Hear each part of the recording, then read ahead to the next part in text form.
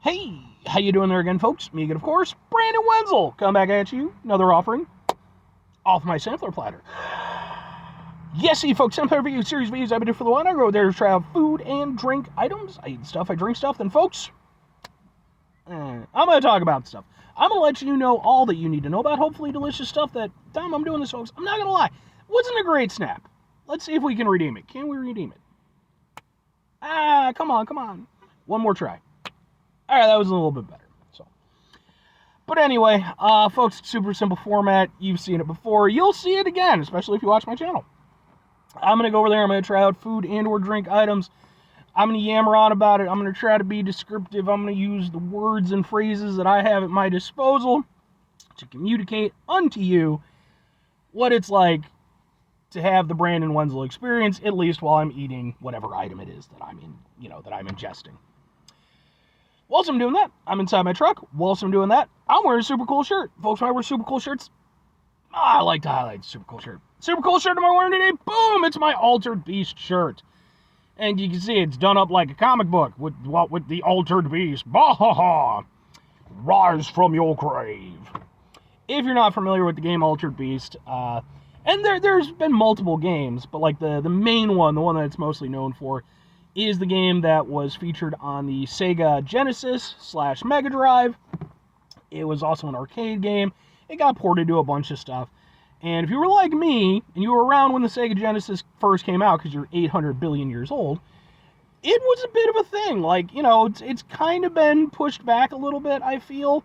Sega, the Genesis, and the Mega Drive definitely had much better games that came by. It was a pretty early one. It was a pack-in game, in fact. But I still think it's a fun game, I'd like to see them, especially with them doing so many, like, modern remakes and retools and stuff.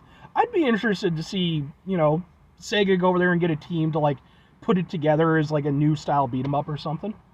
But anyway, all that said, what the fuck am I reviewing? What are we doing here, folks? Well, I just got through doing a review for Boom. It's a shake. This is the Oreo cookie funnel cake shake from Shake Shack.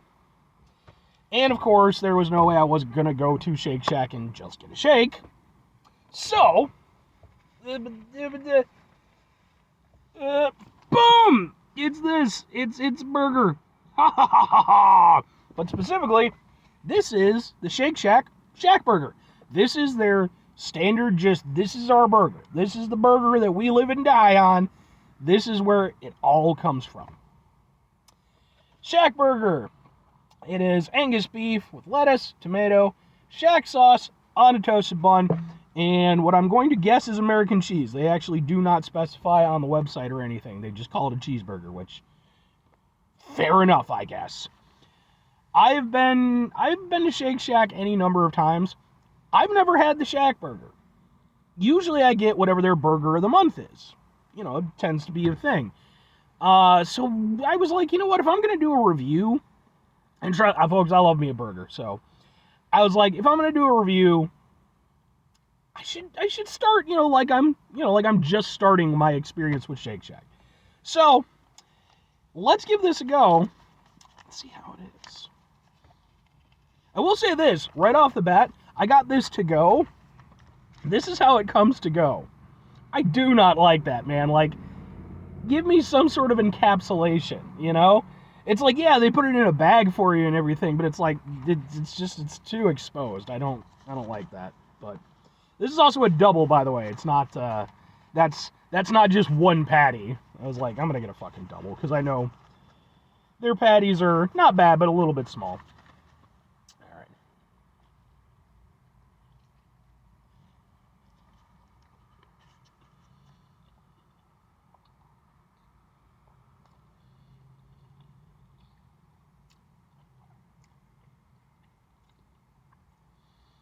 That's not bad. That's legit not bad. That is some tasty ass shit right there. I'm not gonna lie. You can taste this because it's a steak burger. Should I mention that? You can taste the steak burger aspect of it, and there definitely is a difference. It's one of the few things where it's like, if you're gonna do a steak burger style burger, it does benefit to have the patties be a little bit thinner, I feel. Kind of you get a different flavor profile from it than if you have like a really big like standard patty. Mind you, point for point, I love a big ass fucking patty. Some people are like, it's too hard to eat and blah blah blah blah blah blah blah. It's fine. You can be as weak as you want to be. Be as weak as you want to be. I'm just saying, you know, me personally, I'm a wolf down a big ass burger. But no, that's genuinely really fucking good. I did a review not too long ago, last week or the week before, of, what the hell was it? ShackBurger. I tried some of their burgers. And kind of similar, but if I'm honest with you, I think these are better. They're kind of along, the way that I would sort of look at it, or try to describe it, I guess, if you're familiar with a place like, say, Culver's, or maybe to a lesser extent like Freddy's, it's that, or even, you know, Steak and Shake. If you're familiar with that type of burger experience, it's that, but I would say elevated just a little bit. Now, is it worlds apart from, you know, a place like Culver's? No, Culver's is, I personally think they're really good. I've reviewed any number of things from Culver's during the course of this show.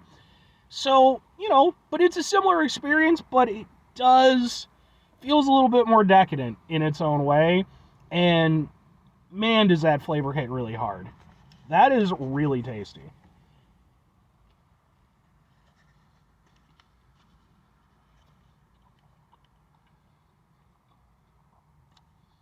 I mean, that's a super decadent burger.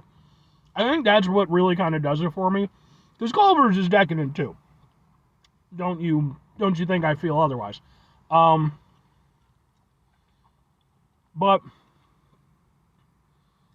yeah, man, there's just something about it.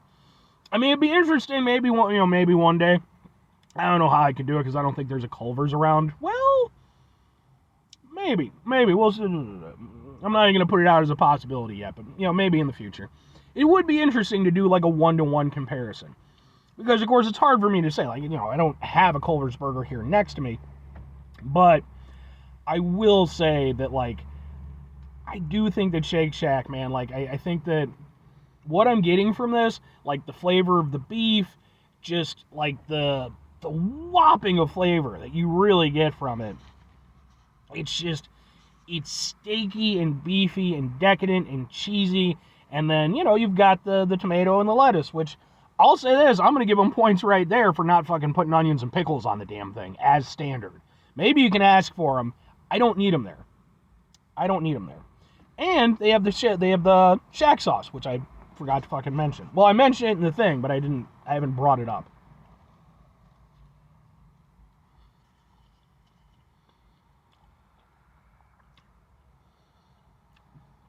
And to that end, with the Shack sauce, I appreciate the fact that a lot of times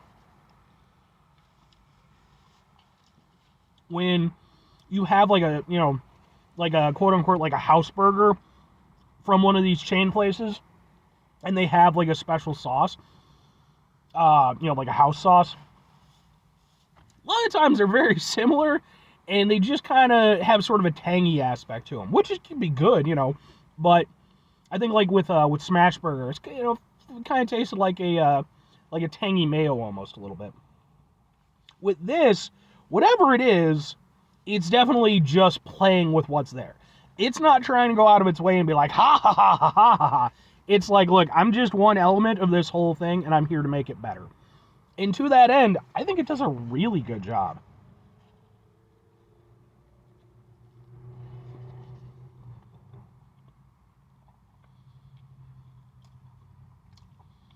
I genuinely have no complaints with this burger. Save one. So here's the thing. 2 questions have to be asked.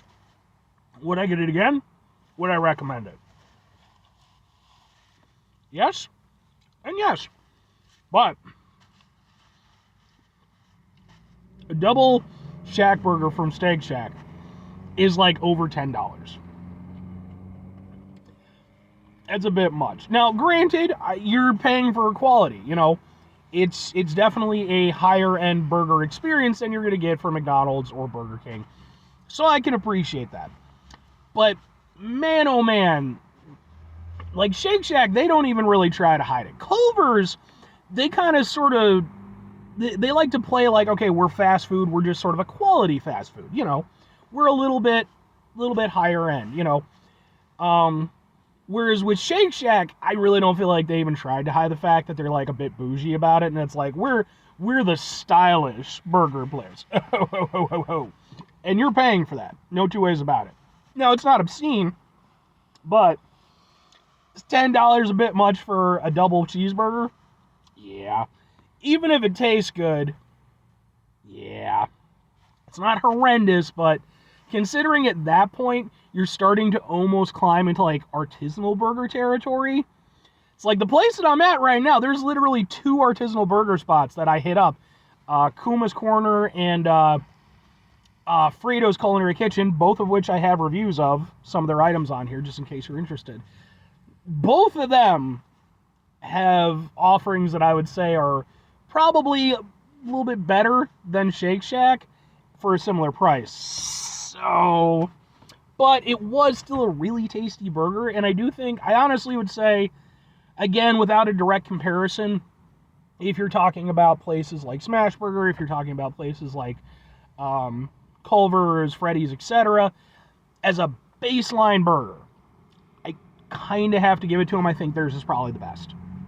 But again, maybe one day I'll do a comparison video. Anyway, 5 things before I get out of here. Have yourself a great rest of your day, spectacular rest week, mighty month, month, spend this rest of your year, go in there and have yourselves a truly cheeseburger-tastic rest of your life. Unless, you know, you're vegan or vegetarian or just don't like burgers, whatever, and then substitute whatever you do enjoy in there. I don't know. Maybe you're super into lima beans and people not being morons. What the actual fuck? By the way, folks, if you're one of those people, just stop. Just stop. Anyway, final 2 things. Number 1, try to bring some positivity in the world. It's not always possible. It is, however, always appreciated. But can't do it all the time. I know I can't do it all the time. Here's what you're going to do, folks. You're going to try not to be an asshole. Like some people. Come on, folks. Come on. Come on. But it's important when we run into situations that are stressful, frustrating. Take a step back, try to mitigate the level of assholes in our lives, hopefully do better for ourselves and for those around us. Very final thing, folks, do the thing, whatever the thing is for you. That's what I want you to go out and do. Folks, maybe you're going to go over there, maybe you're going to try out a $10 fucking ShackBurger from Shake Shack, as I've done here today. But maybe it'll turn out that that's a fantastic price, because maybe at the time you're watching this and you're referencing this, maybe it'll be the year like 374. That's not what I meant to say. 3,704. That's a better year to go off of. So maybe by that point in time, if you can find burger for $10 fucking and it's not made out of rat meat, maybe that's a pretty good deal. Because like maybe you're going to McDonald's and McDonald's is over there and they're like, I would like a double quarter pounder. And they're like, first of all, it's going to be made from fucking lasers. That's what that is. Second of all, it's going to cost you $890,000. In that case, good deal. Or conversely, I mean, just, find the best burger options and deals available to you.